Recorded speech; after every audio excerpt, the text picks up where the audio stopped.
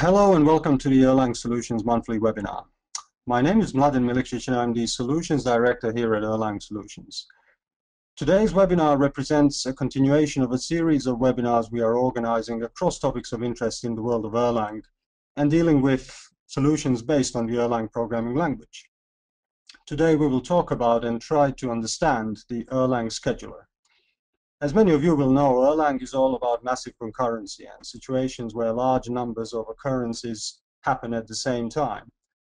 Given that each of such events can have millions of instances, a chain of thought in Erlang has been dedicated to scheduling these occurrences so as to make optimal use of the system.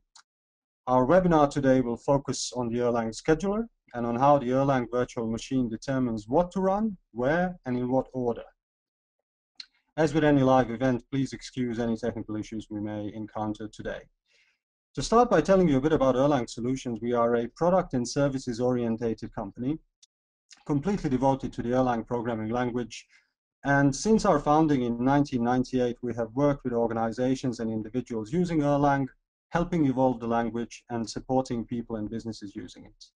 Today, we have about 80 people across our offices in London, Stockholm, Krakow, Budapest and Seattle, and working on projects across the globe. We are keen on creating value and competitive advantage for our customers across industries and through the unique features and characteristics of Erlang as a language. We're very ambitious as well in development of Erlang-based products, and we work to create lasting partnerships with our customers. Some of the products and solutions we market include Mongoose IM messaging platform, the React distributed data store, and other solutions applicable across sectors and problem areas where Erlang makes sense. Now, I'm pleased to say we have a speaker joining us today and whom we have carefully selected as best suited to tell you about the Erlang scheduler and the optimal ways of harnessing it. Lukas Larsson, a senior consultant with Erlang Solutions, has first encountered Erlang all the way back in 2004 during his studies. He has since spent many years working across Erlang projects and across sectors and industries. Nowadays, Lukas is a consultant within the Erlang OTP group at Ericsson, mostly focusing on developing the Erlang VM. Please allow me to finish by saying you are welcome to post questions throughout the duration of the webinar by using the chat facility. We have over 500 registered attendants for today's webinar, so we can expect a number of good questions raised and a lively debate. Our speaker, Lukas, will answer as many questions as time allows at the end of the webinar. If any questions do go unanswered, you are welcome to raise them via email using the following address, webinar@erlang-solutions.com. That's webinar@erlang-solutions.com. If you're interested in learning more about Erlang or wish to establish whether it may be a solution for the challenges your own business may be facing, then please feel free to contact me directly. My email address will be displayed in one of the final slides of the presentation we will share with you today. The same goes for any other questions you may have. Feel free to contact us. I would now like to hand over to Lukas Larsson, who will be glad to start us off.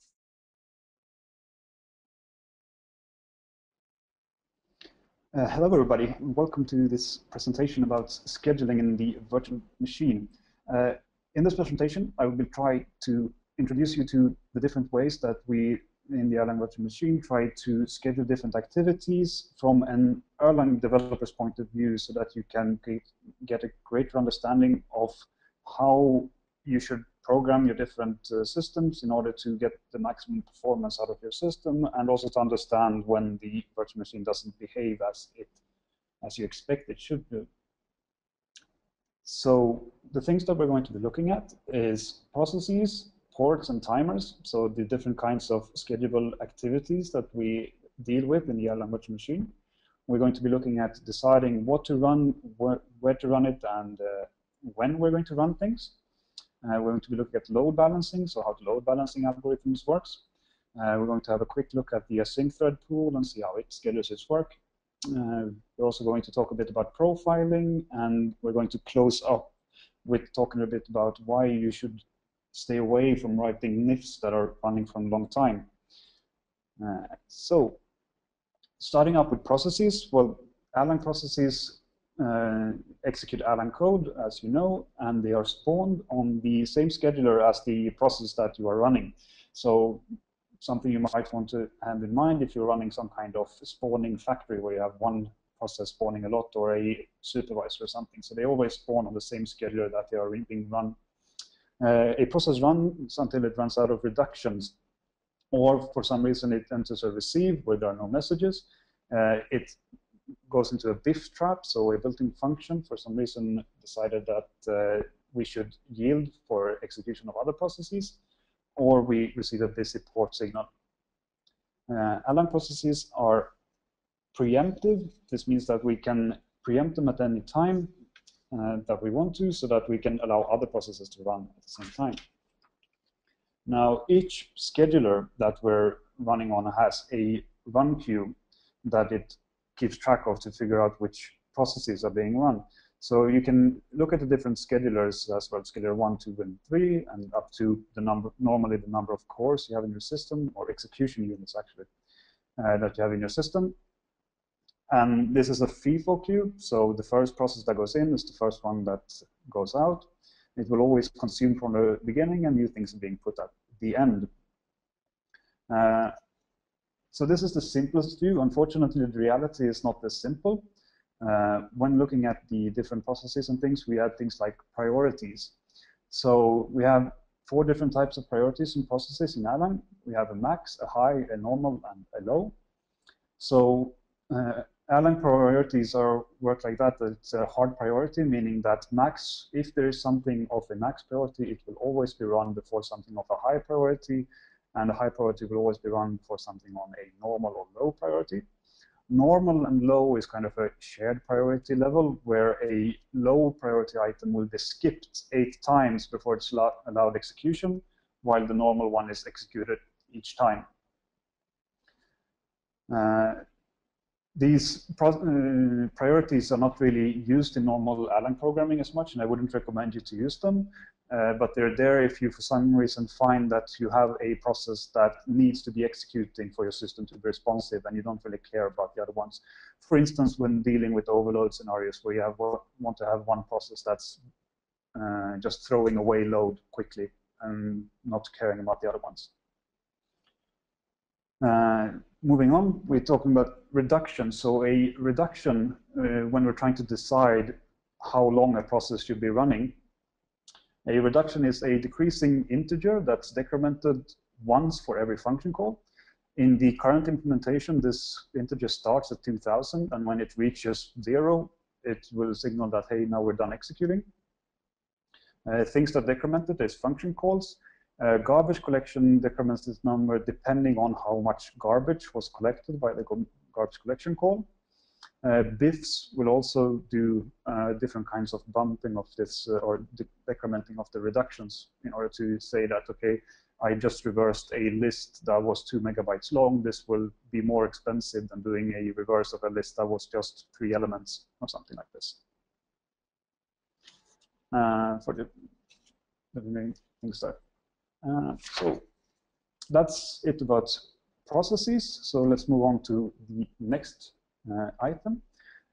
So ports is the interface we have to the world outside of the Erlang virtual machine.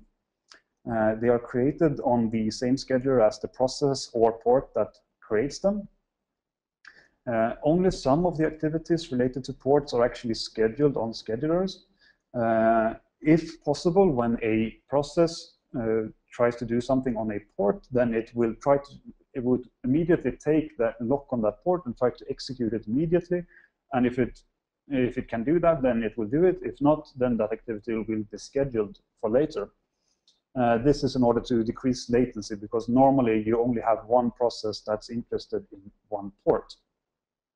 Port, as well as processes, runs until it's reached 2000 reductions or until it's out of tasks. Normally, I believe one port task is about 200 reductions of worth. So you run 10 tasks, and then it's the next port's turn to run. Ports are non-preemptive, so we have to use a lot of tricks within the LinkedIn driver in order to execute this. So we use things like non-blocking I/O or scheduling things in the Async pool in order to keep the execution parts of one task really, really small. a guiding number that's kind of being thrown around there is about 1 millisecond per call. Personally, I think 1 millisecond is too much for this, but it's a general good thing to do. The Erlang distribution uses basically the same mechanisms as ports for the scheduling. So when you start to distribute the Erlang node, it just creates a port that you're being running on, and you're communicating with that TCP port to another thing, so it gets scheduled in the same way and uses reductions in a very similar way as well. Now, talking about port tasks, sorry, thinking about the wrong slide. Here we go. Ports are put in a run queue as well on the different schedulers. So you have ports belonging to the schedulers, and they are executed interleaved with processes. Talking about the different port tasks, we have what I like to call Erlang-driven or VM-driven or Erlang VM-space port tasks. So when you talk about Erlang port tasks, it's things that a process does to a port, so command, control, and stop. Things that are driven from the virtual machine is things like ready input, ready output, async ready, and many others. There's also like timeout and flush and things like that. When all of these different tasks are being run, we are acquiring the port log. So it's only possible to run one of these things at once in a virtual machine. What it looks like basically is that a process doing something like, for instance, a port command to a process to port, it takes the port log so that no other process is allowed to do this at the same time. And then after a while, it returns true. Now, the thing about port command here is that it's a synchronous call to a port, which means that it will return true if the command has been successful. It will, however, return something like bad arg or something if the command is not successful. Erlang, however, being an asynchronous language in nature, also has a bang primitive that you can communicate with ports, and this is an asynchronous request. Now, this helps scaling quite a bit if you're using the port command, the bang operator instead. So you take the lock there, and then you execute it. This becomes important when you have many different processes interacting with the same port. So for instance, if you have a process running along here, it does a port command, it takes the port lock, and then you have another process on another scheduler that wants to do the same thing. This will realize that, hey, I cannot take this port lock at the moment when it does the port command, and then it has to go into a waiting state because it cannot know if the previous port command that's currently running will, for some reason, terminate the port so that I should return a bad arg or change the state in the port in a way. So I have to wait for the reply on the port command. And we can have many, many, many different processes there waiting for this port lock. And this obviously becomes a scalability issue because the latency of all of these processes will be increased. Now, when it's done with the true, the next process that's in the queue can do its port command, take the lock, and return true there, and then we can do all of them. Now, instead, if we're using asynchronous message passing here, we can do a port bang command, and we take the lock. But the next process that's running, when it does the port command, it can continue running in the background. So we're here decreasing the latency of this process, and it's just schedules a task to happen to this port eventually. And then all of the different processes can do the same thing here. And once the port lock has been released, we can execute the different parts tasks protected by this port lock. And the processes that are running, they are just moving along, doing whatever it is they want to be doing. So this creates lowers latency in the system, and it's quite nice. Unfortunately, it has a problem, meaning that we cannot really know if a task has happened or not because it's asynchronous in nature. So if for some reason the port has died while executing a task before, we have no way of knowing if it's happened.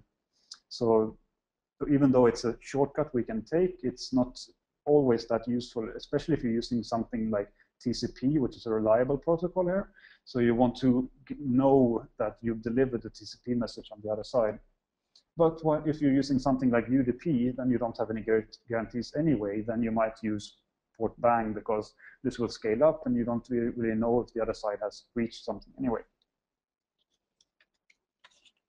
We execute all the different tasks. So port tasks driven from the virtual machine space are normally created by things like KQ, epoll, or select.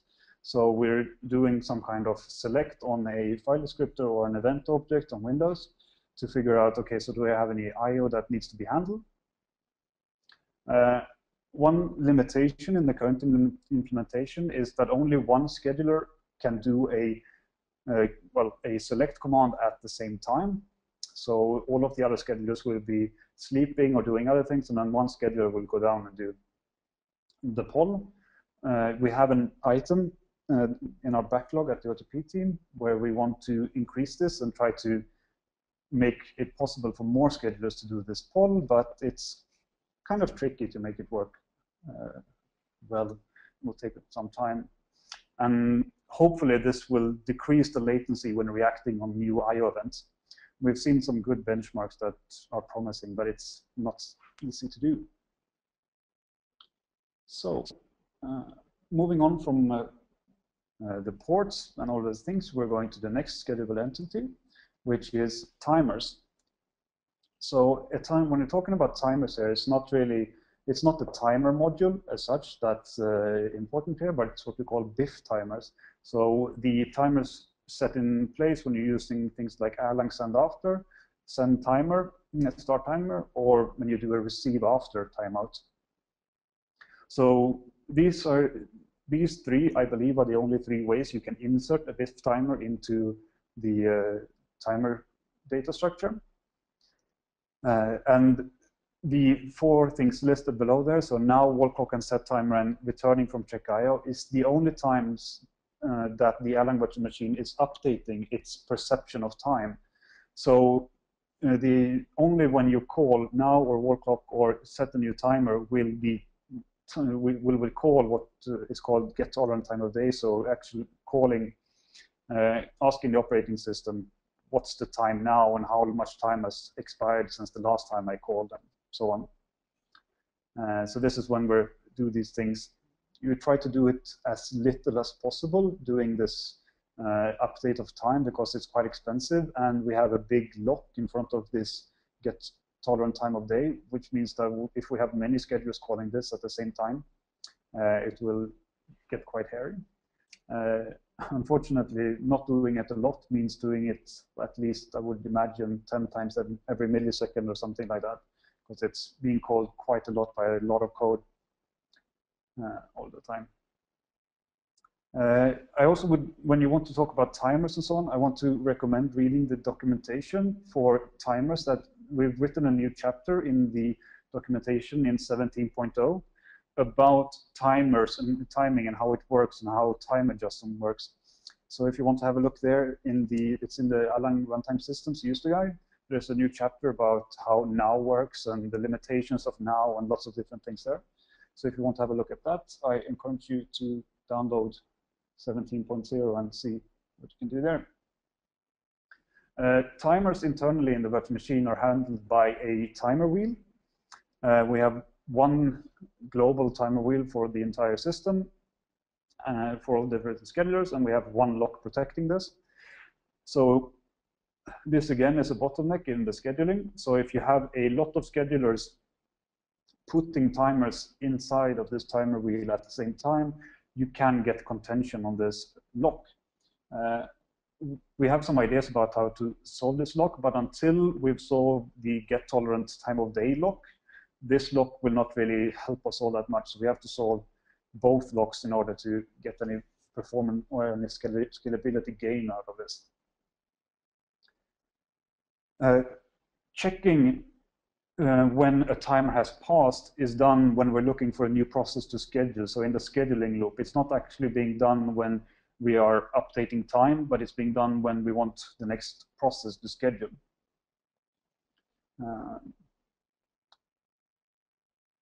This can be done because we know we do not give any guarantees about timers being that, okay, so if you do a timer and say it's going to happen after 100 milliseconds, it's not a guarantee that you will be actually allowed to execute after 100 milliseconds. So therefore, we can postpone doing this. We just guarantee that you're not allowed to execute on this timer before 100 milliseconds. But you might be put at the end of a run queue that's very long or something like that. So it's how long a timer takes varies there. But it should never be less. If it is less, then there's a bug somewhere. Okay, so that was that about timers. Let's see, which time do I? Yep. When we're trying to decide what and where to run, so which process are we going to run on, and which port are we going to run, and so on, we have what we call the schedule loop. So in the C file called lprocess.c, there's a function called schedule. And these 7 bullet points is basically a pseudocode of that function. It's quite short and not very hard to understand if you can read C. Basically, what we do in the loop is that first we check if any timers should be triggered. So if somebody, some other scheduler or ourselves have advanced time, then we check should any timers be triggered. And if any timers are triggered, then we activate the processes that are associated with those timers. We might check balance. Now, might is there because checking balance is done by the first scheduler that's allowed to execute 2,000 full process executions. So when 2,000 times 2,000 reductions have been consumed by that scheduler, that's when we want to move in and we do a balance check. Exactly what happens when the balance check, I'll get into later. As a third step, we try to figure out, okay, should any processes or ports be migrated from this scheduler or to the scheduler from anywhere else? We execute any auxiliary work. So auxiliary work is work that's internal to the schedulers. So if one scheduler wants another one to do something that's like internal, like finalize a code loading or doing a free of a memory or setting up a trace pattern or something like this, that's called auxiliary work. It might check I/O if it's allowed to, and then it executes a port for 2,000 reductions and executes a process for 2,000 reduction, and then it repeats from the beginning. The only things that might vary is a number of ports and processes that are being allowed to run. If, for instance, we are running, realizing that the amount of port tasks is never ending, we will try to increase the amount of port work that we're doing because we're prioritizing ports above processes. We want to consume all of the port work as fast as possible and put processes on the back burner until the ports queues are cleared, and then we can just execute processes. So that's the main scheduling loop. Now let's talk a little about load balancing. So what do we do in order if we have one scheduler with 100 tasks and another scheduler with just 10 and a third one that's just run out of work? So the goal here of the load balancing is to make sure that we always end up in a state where run queues are being consumed. So they should be empty as much as possible, while schedulers are not being waking and sleeping all of the time. It's very expensive to put a scheduler to sleep and then wake it up again. So we want to have work as much as possible, and then we want to compact it to as few schedulers as possible.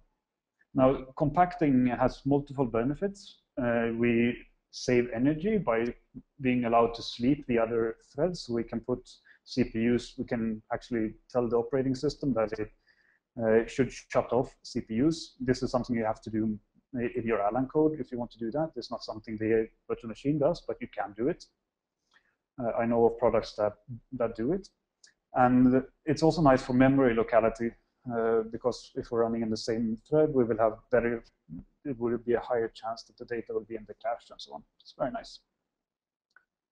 Now, the main means of doing load balancing that we have for spreading out tasks is task stealing. So the Erlang scheduler is mostly a task stealing scheduler where it schedules different things. So if we have a look at these things here, we can see that scheduler 1 has some port tasks, some different priority tasks, and scheduler 2 has a port task, and scheduler 3 is out of work. So this is a candidate for stealing work from somebody else. Now, when stealing, first of all, we put a lock on ourselves saying that nobody's allowed to steal any work from me until this lock is removed. So we don't want schedulers stealing work from a scheduler that just stolen work from somebody else. So for instance, here we can have scheduler 3 steals a work from the front of the run queue of scheduler 4. It will always try to steal on schedulers that are higher in number than itself first, because we want to compact load down to the smaller schedulers, the smaller scheduler numbers. And so it steals that job and starts to execute that. Scheduler 2 consumes its port job, and now it's out of work. It looks if it can steal scheduler 3. No, it cannot, because there's a lock on top of it. Then it moves on, steals scheduler 4's work, and takes that over there. Now scheduler 4, let's see, scheduler 3 consumes its work. It tries to steal from scheduler 4, realizes, hey, there's nothing there. Then it moves on to steal the highest priority job of scheduler 1. So it wraps around there and tries to take the job of scheduler 1. And then move it over to itself. And that's basically how the task stealing works. It's quite simple in the different ways. One thing you might notice here is that you can have some kind of priority inversion here, because if you get all of the max tasks on scheduler 1, then scheduler 2, 3, and 4 will steal low priority tasks from the other schedulers before it goes over to the max part. Some other load balancing techniques are used to mitigate this, because we try to move max jobs earlier and so on, but it can happen that we get something running like this. So the priorities are really per scheduler rather than being on a system-wide level.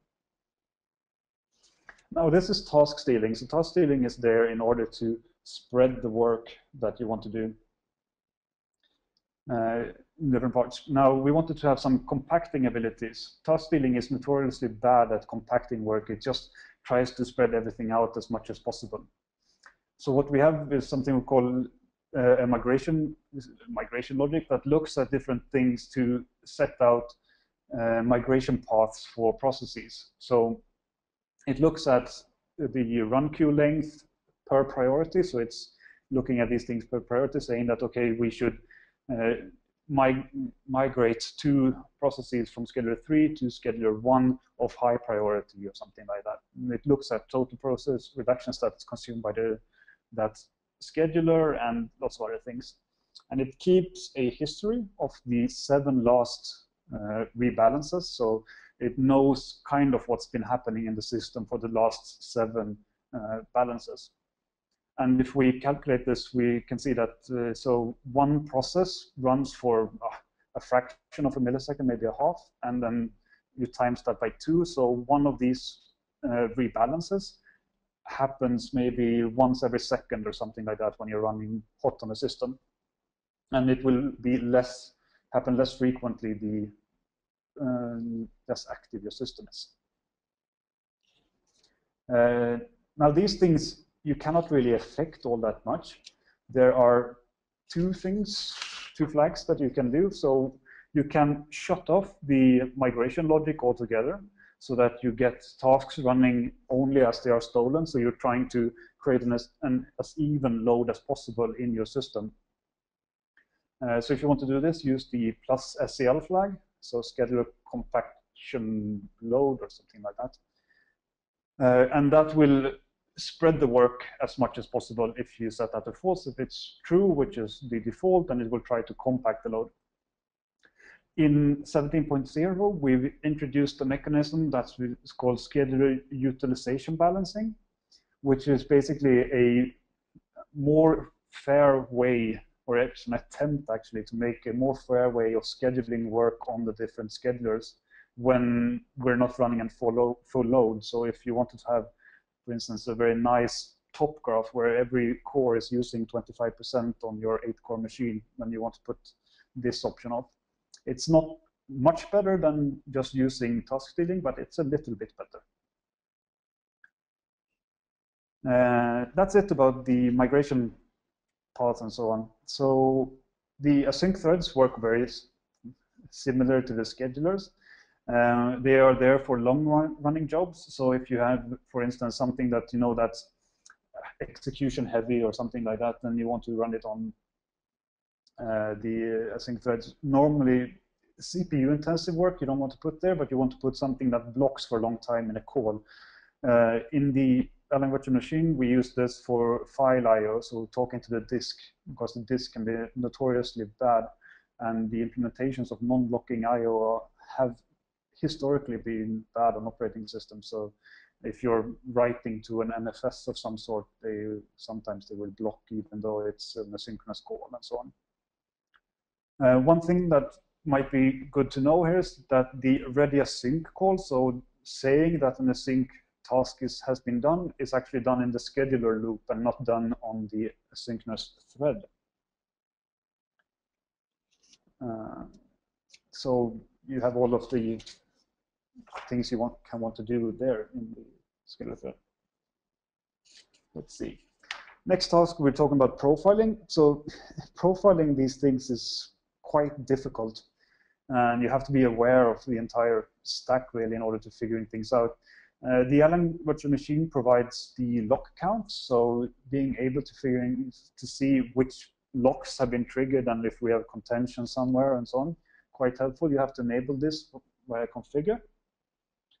And we also use tracing, and on an operating system level, you can use things like cache grind, oprofile, gprof, whatever tickles your fancy there, to figure out what's happening. And oprofile is the tool that we mainly use to figure these things out ourselves. That and gut feeling. How you do it with the lock counter? You do like this: configure, enable lock count when you start it up. This is a small test that I've been doing. So I create a process that tries to send messages to another process, and I spawn 1,000 other processes that tries to do things.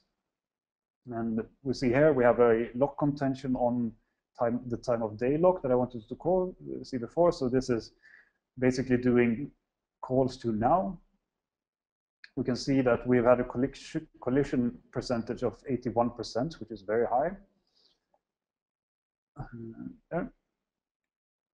We can look even further to see that it's in a specific place in the C code, and then we can see that it's when I call the diff now that all of these things are happening. So if you're suspecting that you're having a lot of conflicts, you probably want to do this. Tracing, you can also do like a trace to see where the different processes and ports, I guess, are being run. You issue this command, Erlang trace all true, and then running scheduler ID and timestamp. I don't actually know why scheduler ID is not documented, but you can see there, if you add that option to tracing to see which scheduler the different processes are being scheduled in and out on. So you can see in this example, we have the scheduler ID 2. This is used by Percept to gather its data. And as always, when doing this tracing, trace to a port and try to limit the scope if you can. So that's that about the profiling that you have to do. Unfortunately, there's not all that much you can do about profiling. You just have to understand the stack and try to figure out what's happening with your system. Moving on, we can have a look at seeing, so why should you not be doing long-running NIFs in the virtual machine? The answer to this is something we call thread progress, normally. And I'm going to try to explain this. This is kind of complicated stuff. As such, so what would happen if we say that these lines represent different schedulers? We have a process here that's running, so it's running on that scheduler. We have another process that's running on another scheduler. Now this process wants to send a message to the other process, so it sends a message over there. Now, while this process is sending that message, the other process terminates for some reason. Now, When you terminate, normally you would, well, before we used thread progress and so on, you would terminate the process and delete all of the structs and see memory pattern things for this process immediately. Now with thread progress, we can schedule work that execution to that deletion to be later. So we see, hey, it smashes. We change the state to exiting here so that all of the other schedulers know that, hey, now this process is dead. We issue what we call a thread progress event here, so we update the thread progress. And then when we know that all of the other schedulers have executed this thread progress, then we can free the process structs and so on, and we know that everybody has a common view of doing these things. Now, what happens if no thread progress is being made by a scheduler for a while? So this is what, if you're in a NIF and you're calling a NIF, then no thread progress is being made. So what happens? Badness happens. Some of the consequences that happen here is that memory could not be freed. So when I said before, we have something called delayed dealloc. So a allocation made on one scheduler and then a pointer is passed to another scheduler, then the allocation work of that pointer has to be passed back to the original scheduler and then be done there. That work will not be done. This is things like messages, peeps that have been moved to different places, and lots of data is being delayed dealloc in this way. And this is a great benefit when we try to scale things, because we don't have to have a lock on the actual allocators. Also, code loading, setting and clearing tracing is delayed. Async thread works like file read and write acknowledgements are being delayed by this. So if you're blocking for a long time in a NIF and no progress is happening, then these things will not happen until you finish executing. And also the scheduler's perception of time gets very skewed and can lead to some very strange scenarios where schedulers are working, one scheduler is working at 100% and it refuses to wake up the second scheduler. Quite odd. So what should you do to alleviate this? Make sure that your NIF calls are very small. Generally, 1 millisecond should be enough. Make sure to bump reductions using consume time slice.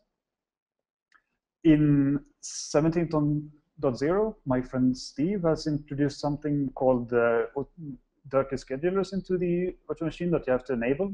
It's an experimental feature that might solve this. You have to modify your NIF in different ways. Read the documentation for how to do that. So continuing with different ways you can optimize things. So use the port bang if you can. Plus SPP, so that's scheduler port parallelism, enables you to schedule more tasks than you've done before. This is off by default, so if you put that on, you can get some greater scalability in your port handling. Scheduler bind type is also something that you can configure. So normally you would have the schedulers not bound to a specific processor, so the operating system will bounce them about and things. If you set SPT to default bind DB, then you will bind all of the threads to the processes. This will give quite some bit of performance increase, by normally maybe 10–15% if you're not using it. Only use this if you're alone on the system. If you have some other process that might be competing for CPU resources, you do not want to use this. But if you're alone and nothing else is in the system, I recommend using this. Systems with small memory footprint and that's running SMP, you can use plus MUT false, which basically removes all of the delayed dealloc and things and puts one allocation instances for memory. And it can help with memory fragmentation issues and so on and scaling when you're in a small system. So we're talking something embedded with less than 500 megabytes of RAM or 1 gigabyte of RAM, something like that, really small. And also when you're running on a NUMA system, make sure to set the scheduler topology to be correct. So that was it for this presentation. Hope you've enjoyed it. The different places you want to have to look at things is the Earl process.c schedule, check balance, does the balancing logic. And Earl process.h has lots of defines trying to influence scheduling. So if you feel that some decision that we've made about where things should be scheduled, for how long, and so on, you might want to influence those. So thank you for that.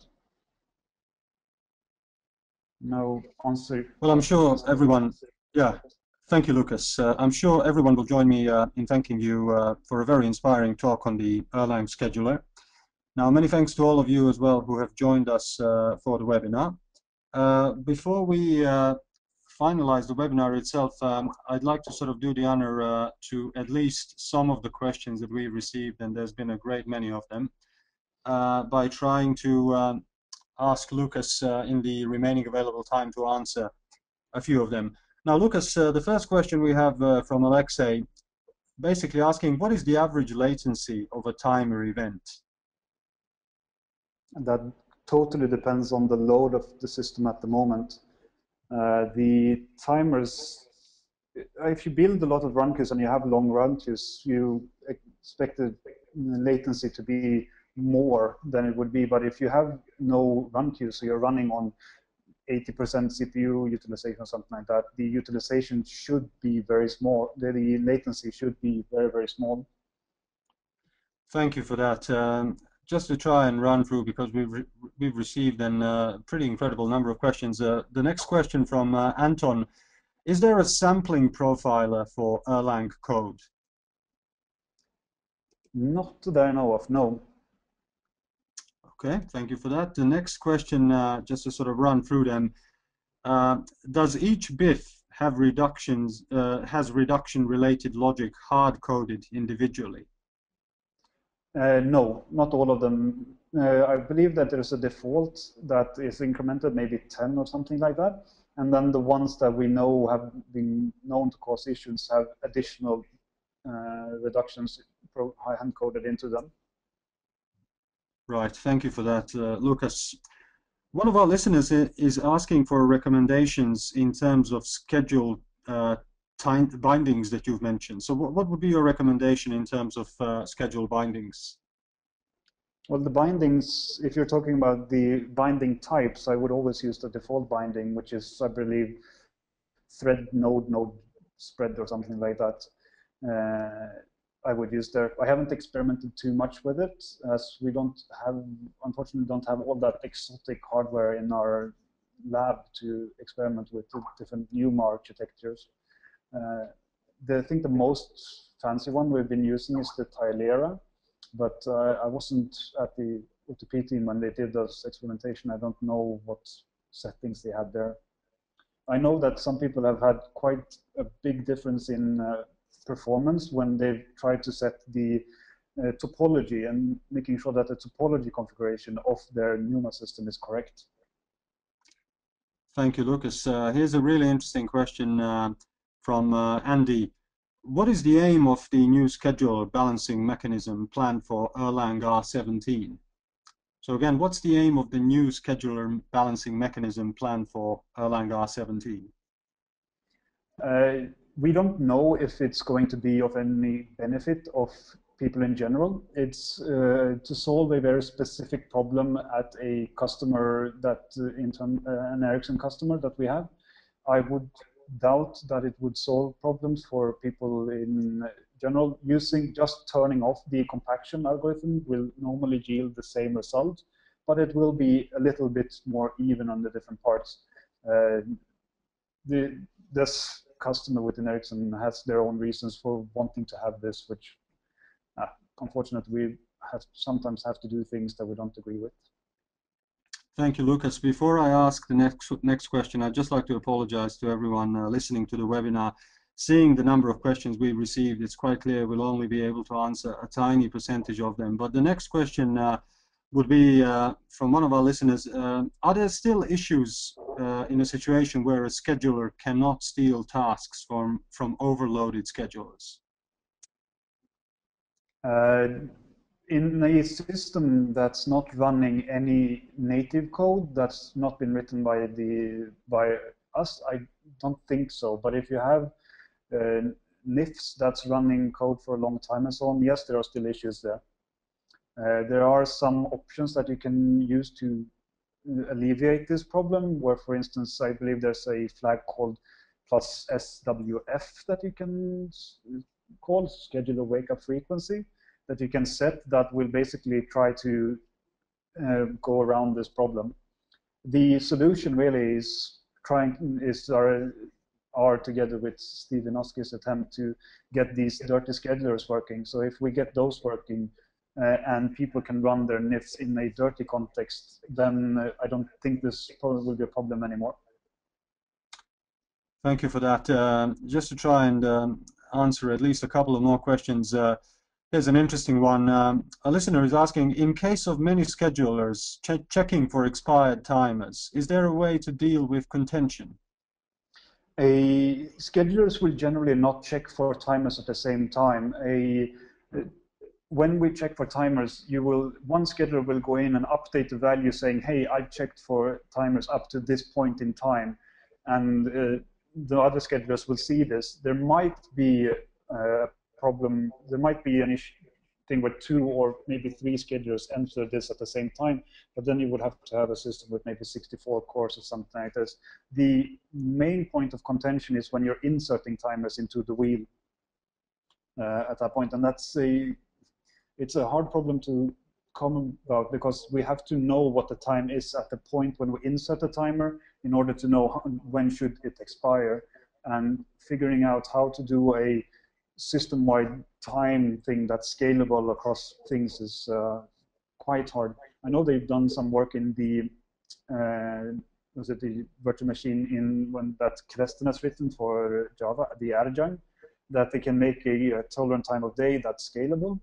But we have not had a look at porting that solution into Erlang yet. And until we have a scalable, tolerant time of day, there's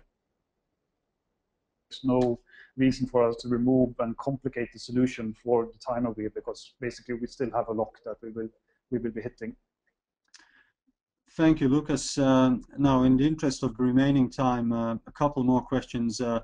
Is the dirty scheduler work paving the way towards a time-based schedule for Erlang, or are the reductions simply the route that the OTP team is sort of betting on?